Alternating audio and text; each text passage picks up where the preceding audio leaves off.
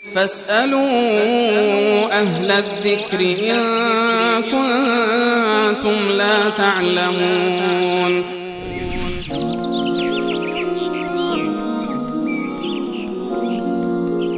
آقا حمید از روس‌های کوشه سوال کردن که آیا با دست چپ غذا خوردن ایراد دارن؟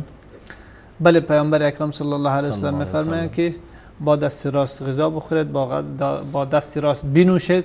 بله. چون شیطان با دست چپ میخورد و با دست چپ مینوشد. پس آن با دست راست خوردن تا فرمانبرداری از فرمان الله تبارک و تعالی و رسول الله صلی الله علیه و سلم است و با دست راست خوردن همگامی و رفاقت با شیطان. پس هر یکی از اینها را که انتخاب میکنه باز مربوط خودش میشه.